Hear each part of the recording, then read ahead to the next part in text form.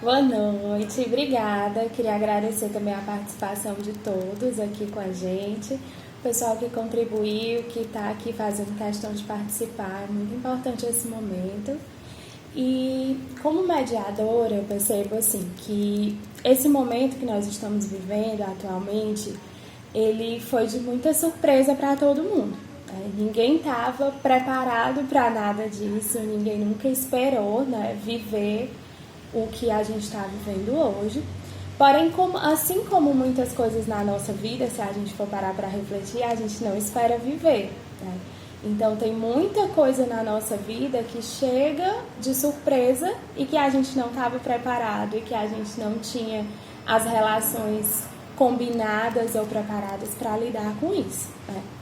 E uma coisa muito importante que a gente pode trazer da mediação, eu preparei algumas ferramentazinhas, né, que a gente utiliza na mediação que contribuem com esse momento que a gente está vivendo. Sobretudo é entender que quando o conflito chegar, distanciar, diferenciar, compreender que eu não sou um conflito, que nesse momento eu posso estar dentro de um conflito, eu posso estar vivendo ou ter diante de mim um conflito familiar a resolver, porém eu não sou um conflito.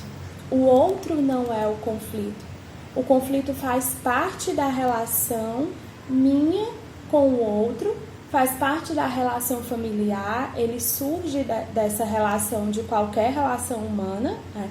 Mas eu não sou o conflito. O outro não é o conflito, né?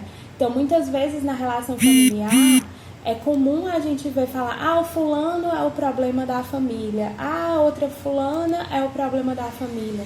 E a gente precisa distanciar, fazer essa diferenciação.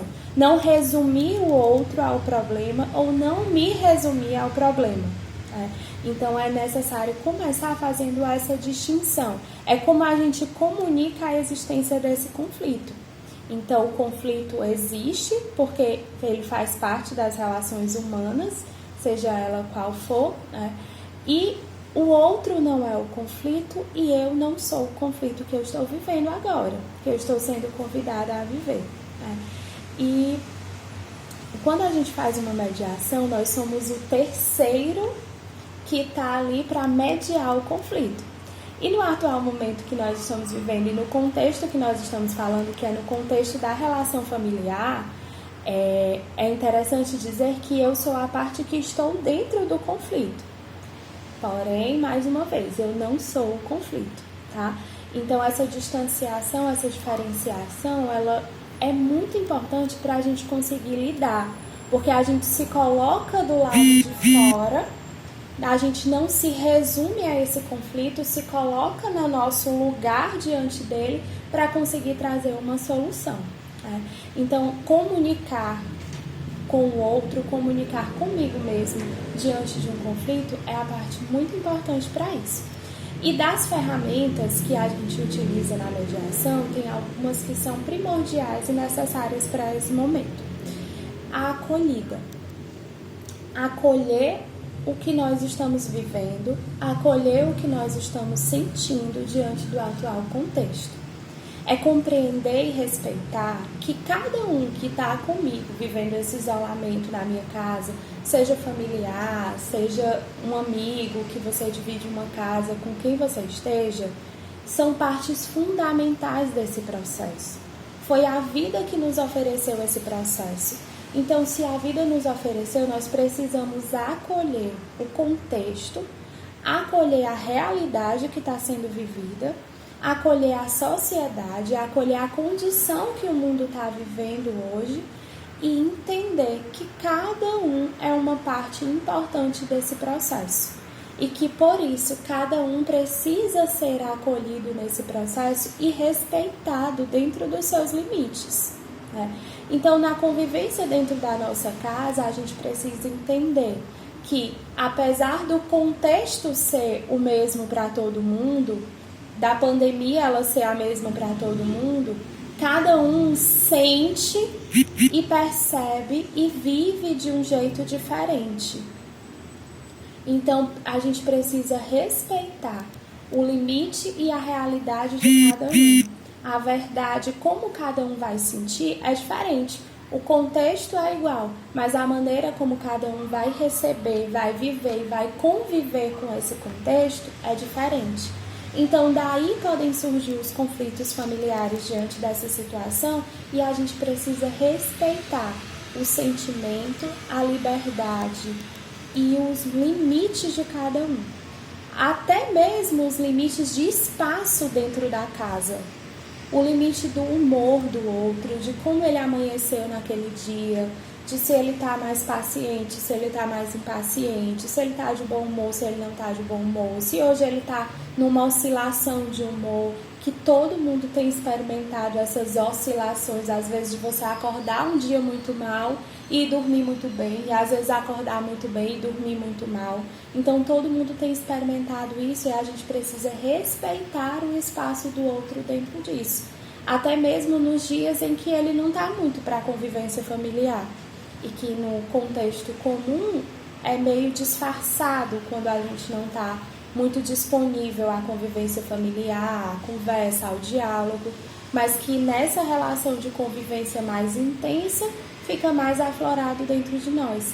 Então, acolher e respeitar o que é a parte do outro, o que é o processo do outro e se colocar no seu lugar diante dessas relações é uma parte fundamental para isso, né?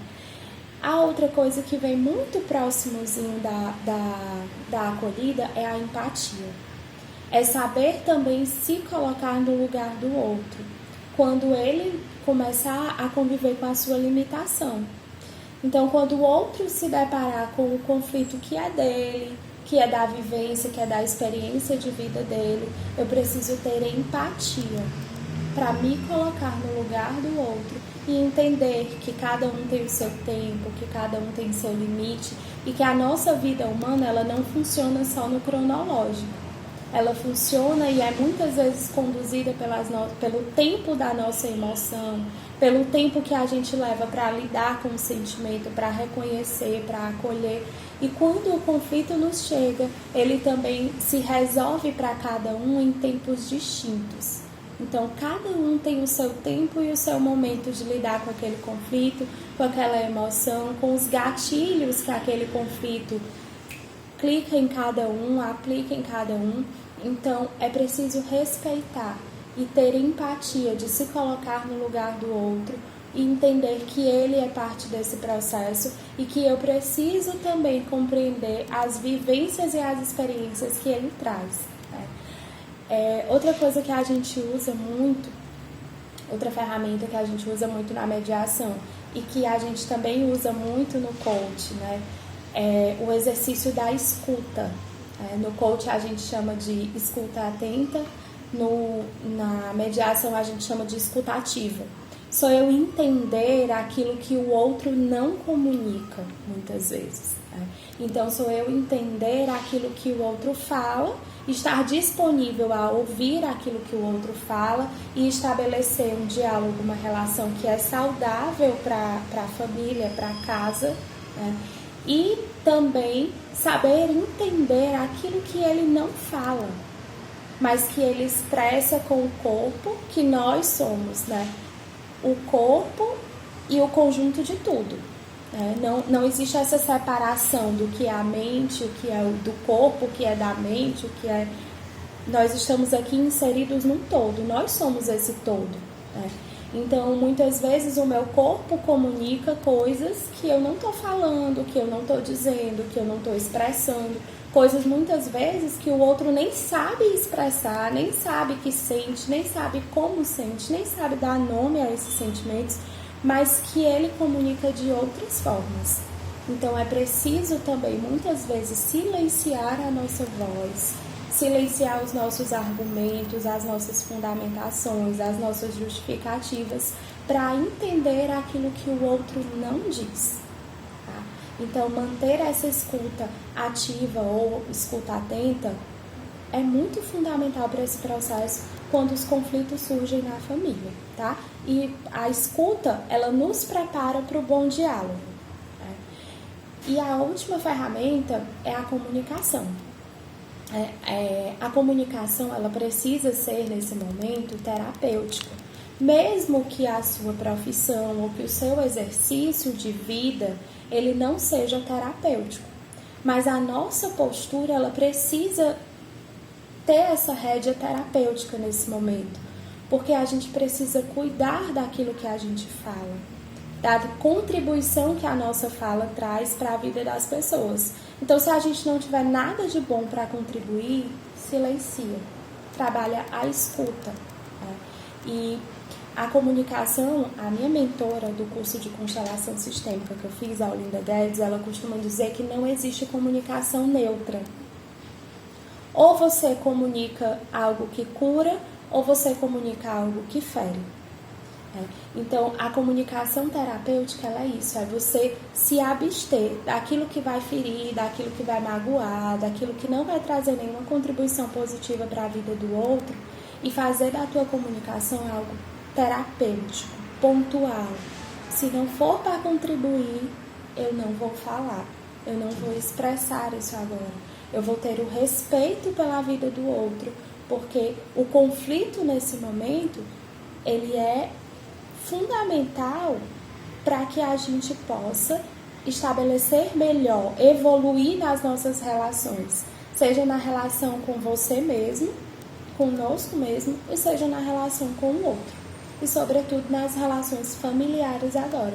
Como a professora Ana Inês dizia, né, que existe agora o conflito, a dificuldade do pai que não consegue atender, ajudar na educação do filho, de cuidar das aulas e tudo isso, mas são conflitos que parecem que surgiram agora.